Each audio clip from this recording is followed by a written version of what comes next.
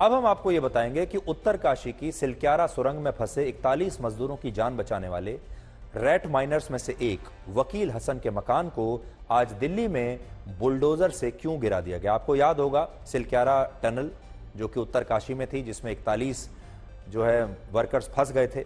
देश में उनकी बड़ी चर्चा रही थी और कई दिनों तक वो एक राष्ट्रीय खबर बनी रही थी। उन मजदूरों को बचाने वाले जो रैट माइनर्स थे उनमें से एक वकील हसन है, जिनका मकान दिल्ली के खजूरी खास इलाके में था और यह मकान दिल्ली डेवलपमेंट अथॉरिटी की सरकारी जमीन पर यानी डीडीए की सरकारी जमीन पर बना हुआ था।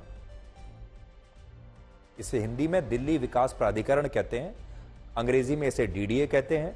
और डीडीए की जमीन पर अवैध रूप से यह मकान बना था और वकील हसन ने डीडीए और केंद्र सरकार से यह अपील की थी कि अगर सरकार उत्तरकाशी में 41 मजदूरों की जान बचाने के लिए उन्हें कोई इनाम देना चाहती है, कोई पुरस्कार देना चाहती है, तो वो पुरस्कार बस ये होना चाहिए कि सरकार डीडीए की जमीन पर बने उनके इस अवैध मकान को ना तोड़े और इसे बने रहने दे।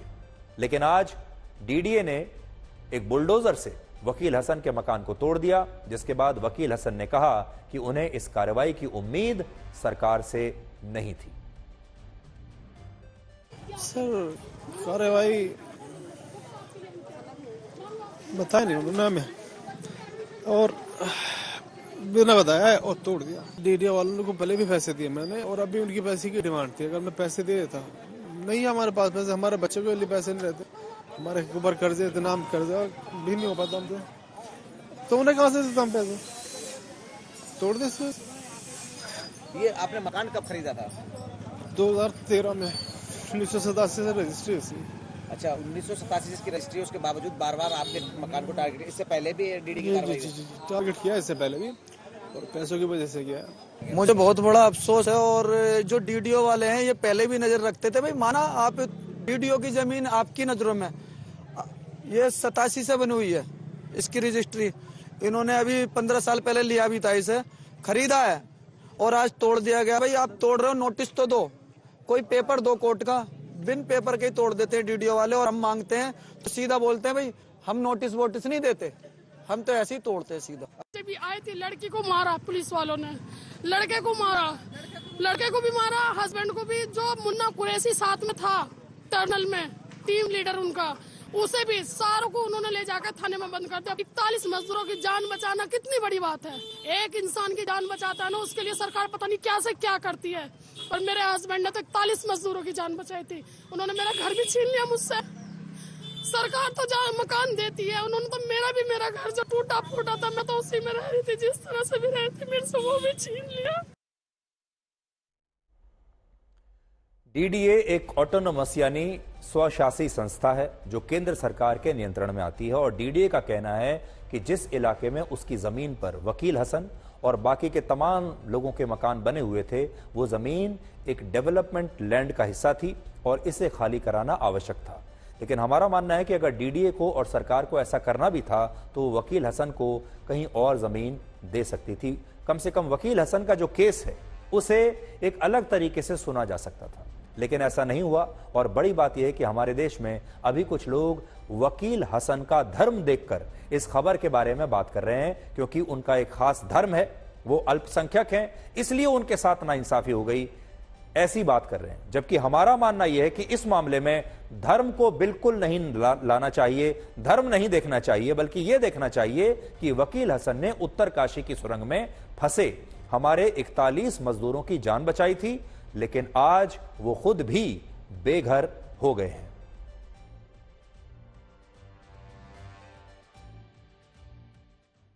और इस समय वकील हसन खुद दिल्ली से हमारे साथ लाइव जुड़ गए हैं और अब वो आपको खुद इस पूरे घटनाक्रम के बारे में बताएंगे। वकील हसन साहब, मुझे याद है जिस दिन सिलक्यारा टनल से सारे रैट माइनर्स ने हमारे बाकी के जो वर्कर्स थे फंसे हुए थे उन्हें बाहर निकाला था, पूरा देश आपको बधाइयां दे रहा था, पूरे देश पर आप एक हीरो की तरह, आप टेलीविजन चैनल्स पर आप सब लोग थे और लोगों को, देश को आपके ऊपर फक्र था। लेकिन आज कुछ ही महीनों के बाद मैं आपसे किसी दूसरे संदर्भ में बात कर रहा हूं। अब आप बताइए कि आपके साथ आज क्या हुआ। सर मैं और मेरी बीवी घर से बाहर गए हुए थे। हमारे जो साले हैं उनके यहाँ पे कोई उनके यहाँ फंक्शन था, तो वहां गए हुए थे। हमारे बच्चे घर में अकेले थे। पीछे से डीडीए वाले आए और उन्होंने ना तो कुछ कहा और ना उन्होंने सुना, और मेरे जो घर का दरवाजा है उसे हथौड़े से प्रहार करके उसे तोड़ना शुरू कर दिया सर। मेरे बच्चे घर पे ही थे सर, छोटे छोटे थे सर।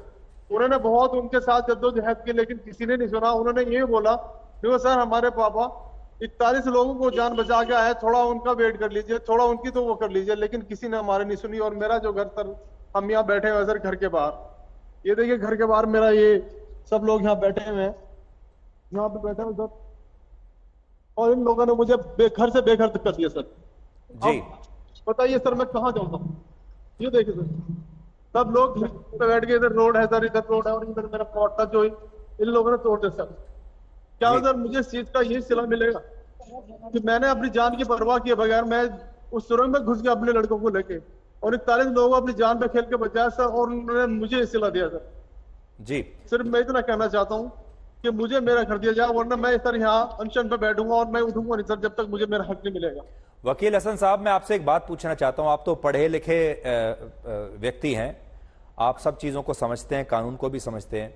क्या आप जानते थे कि आपका मकान डीडीए की जमीन पर है और ये अवैध है और ये गैर कानूनी है, या आपको ये बात आज ही पता चली? मैं सर आपको बताना चाहूंगा, ये जो पूरी कॉलोनी है सर अवैध ही कहलाई जाती है, रेगुलराइज है सर। लेकिन सिर्फ मुझे टारगेट किया गया है, क्योंकि आप देखेंगे सर इधर भी मकान बने हुए हैं और इधर भी मकान बने हुए हैं, और ये पूरे मकान बने हुए सर। यहाँ पे सिर्फ टारगेट मुझे किया जा रहा है सर। टारगेट यूं किया जा रहा है, कल डीडीए वाले ने मेरे से पैसे मांगे, मैंने पहले पैसे प्रोवाइड करा दिए थे उन लोगों को, लेकिन मेरे पास अब पैसे नहीं हो पा रहे हैं और काफी पैसे मांग रहे हैं, तो मैं नहीं दे पा रहा हूं। तो इसी चीज की वजह से उन लोगों ने मेरा मकान तोड़ा है सर। जी आपके मकान के अलावा डीडीए ने वहां पर कितने और लोगों के मकान गिराए हैं? सर सिर्फ मेरा मकान सर, मेरा मकान है सर। देखिए पीछे बाउंड्री कर दी है मेरे मकान पे, ये देखिए सर बाउंड्री कर दी है इससे। अच्छा, आप जरा कैमरे पे बताइए कि आपका मकान गिरा दिया, आपके मकान के साथ जो दूसरे मकान थे वो क्या बिल्कुल सुरक्षित खड़े हुए हैं? एक बार आप हमें दिखाएंगे क्या हमारे दर्शकों को? जी हाँ बिल्कुल सुरक्षित है सर। ये देखिए आप, ये मकान देखिए आप, लाइन से मकान देखिए, इस तरफ भी देखिए और इस तरफ भी है। 2 मकान टूटे पर सारे सब सेफ है सर, सब देखिए सब सेफ।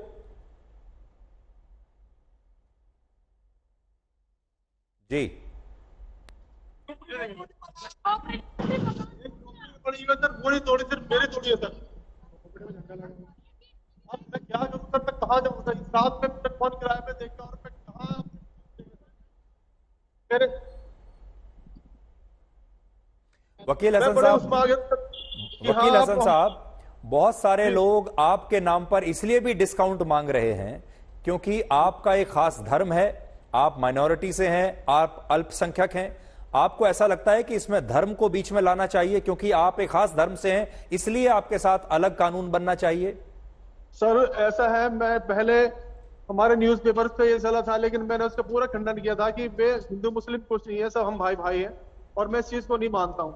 लेकिन एक स्पेशली इतना काम होने के बाद भी सर क्या उम्मीद कर सकते हैं, मैं क्या करूं अपने देश के लिए कि लोग ये समझे कि हाँ मैं भी इस देश का ही हूँ, और मुझे अकेले को टारगेट ना करके मुझे भी ऐसे जीने का हक मिले सर जैसे दुनिया जी रहे सर, जैसे और लोग जी रहे। मैं इस वाकई इस बात के खिलाफ हूँ कि हिंदू मुसलमान मैं नहीं मानता, क्योंकि हम लोग हिंदू मुसलमान सब एक साथ रहते हैं यहाँ पे, अभी भी हम सब मिलकर रहते हैं यहाँ पे।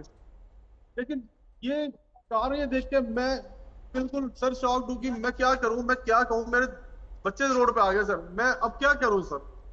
जी नहीं, मुझे भी बहुत दुख है इस बात का, क्योंकि मैं जानता हूं कि कुछ महीने पहले तक देखिए आप देश के हीरो थे, आप एक नायक थे, आपने 41 लोगों की जान बचाई थी और पूरा देश आपके लिए तालियां बजा रहा था। अब हम आपसे ये जानना चाहते हैं कि आप क्या चाहते हैं, और उस समय बहुत सारे लोगों ने कहा था कि आपको पुरस्कार मिलना चाहिए। क्या पुरस्कार आपको मिलना चाहिए, क्या चाहते हैं आप? सर हमें पुरस्कार नहीं चाहिए, हमारा जैसा घर था वैसे ही घर दे दिया जाए, इसी को बना के दे दिया जाए, ऐसे ही दिया जाए।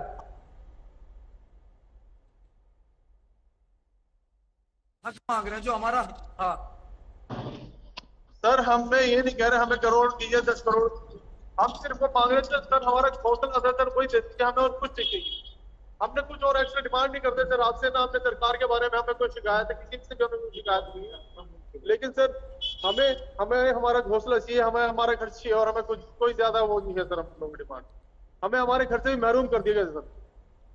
जी, क्या वहां पर और भी ऐसे मुस्लिम परिवार हैं जो आपके आसपास रहते हैं और बनाने के बजाय तोड़ दिया? ये बहुत नाइंसाफी है।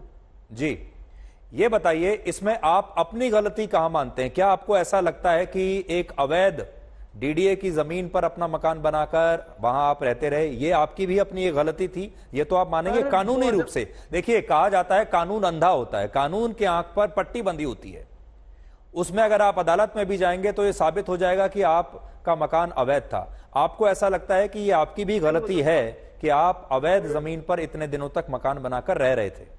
मैं बताता हूँ सर, वो जो बोल रहे हैं मैंने आपको दिखाया है, यहाँ पे आजू बाजू सभी के मकान बने हुए हैं, और जैसा लैंड मेरा है ऐसा ही पूरी कॉलोनी का सर। 1 इंच जमीन भी ऐसी नहीं है कि मेरे से अलग हो सर। सबकी जमीन एज इट इज ऐसी है, बट स्पेशली टारगेट सर मुझे किया जा रहा है पैसों के लिए, और कुछ नहीं सर। आप अगर यहाँ पे वैसे सर्वे करेंगे, मेरे पास बहुत सारे रिपोर्ट्स आए भी थे, वो मेरे टूटे फूटे घर में भी आए थे। मेरा घर ऐसी जगह है सर जहाँ इस चीज का नहीं बनता है, लेकिन डीडीए वालों ने पैसे ना मिलने की वजह से उसे भी वो बना दिया सर। क्या इससे पहले भी आपने डीडीए को पैसे दिए हैं? डीडीए के जो अफसर आते थे उन्हें आपने पहले पैसा दिया है?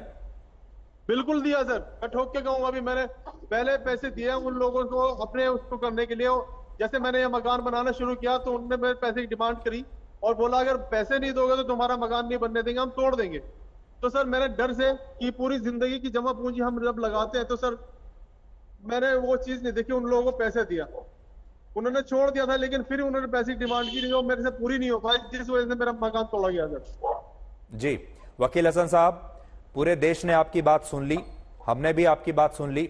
हम आपकी इज्जत करते हैं, आपकी कद्र करते हैं, क्योंकि आपने हमारे देश के 41 लोगों की जान बचाई थी, बहुत बहादुरी का काम किया था। उसके लिए पूरा देश आपका ऋणी है, और इसीलिए हमने आपकी जो आवाज है ये सरकार तक पहुंचाई है, देश तक पहुंचाई है।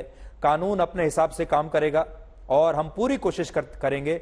हमारी आपके साथ सहानुभूति है कि आपको न्याय मिले, और आप जो चाहते हैं उसमें कोई ना कोई रास्ता बीच का जरूर आपके लिए निकलना चाहिए, क्योंकि आपका जो केस है वो स्पेशल है, आप खास हैं। आपका बहुत बहुत शुक्रिया हमसे बात करने के लिए। उम्मीद करते हैं कि आपको इंसाफ मिलेगा।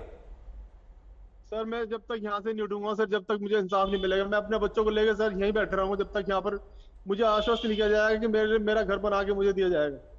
जी, हम पूरी कोशिश करेंगे वकील हसन साहब। फिलहाल के लिए आपका बहुत बहुत शुक्रिया, और जल्द ही आपको न्याय जरूर मिलेगा।